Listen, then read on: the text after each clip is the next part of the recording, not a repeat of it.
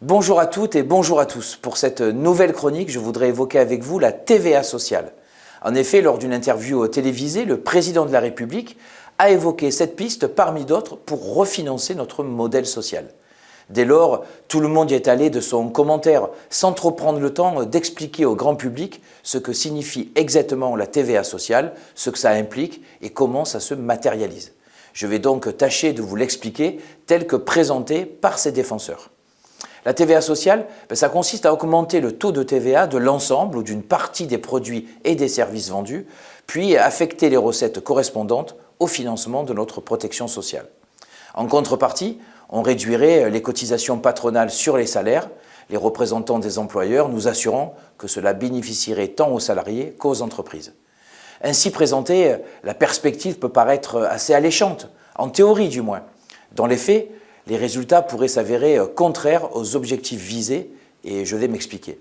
En premier lieu, et c'est une évidence, une augmentation de la TVA, ça entraîne une hausse des prix à la consommation sur les biens et les services concernés par l'augmentation. Ce faisant, elle pénalise davantage, en proportion du revenu, les ménages au niveau de vie les plus modestes. Des ménages qui consacrent l'essentiel de leurs ressources à la consommation courante. Nos concitoyens les plus précaires ont les mêmes contraintes que les plus aisés d'entre nous. Ils doivent eux aussi remplir leur frigo, payer leurs factures d'électricité et mettre de l'essence dans la voiture pour aller travailler ou chercher du travail. On me répondra que la contrepartie de cette augmentation de TVA, c'est la baisse des cotisations patronales qui entraînera une augmentation des salaires, laquelle augmentation des salaires compensera l'inflation des produits et des services concernés.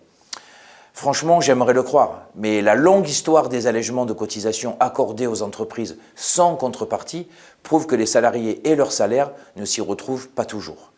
Autre incertitude, rien ne garantit que la totalité des recettes supplémentaires générées par l'augmentation de la TVA sera bien affectée au financement de notre protection sociale. En ces temps difficiles pour les finances publiques, les futurs arbitrages pourraient bien, le moment venu, être défavorables aux assurés sociaux. Vu comme cela, vous conviendrez avec moi que cette TVA prétendument sociale n'a de social que le nom. Des mesures correctives restent cependant possibles. Dans cette logique, nous constatons qu'il existe encore certains taux de TVA réduits ou intermédiaires appliqués à des produits, des services ou des procédés pour le moins surprenants. Le chocolat, par exemple, subit une valse des taux de TVA qui confinent à l'absurde. 20% s'il est fourré ou au lait, 5,5% s'il est destiné à être fondu en pâtisserie, ça n'a pas de sens.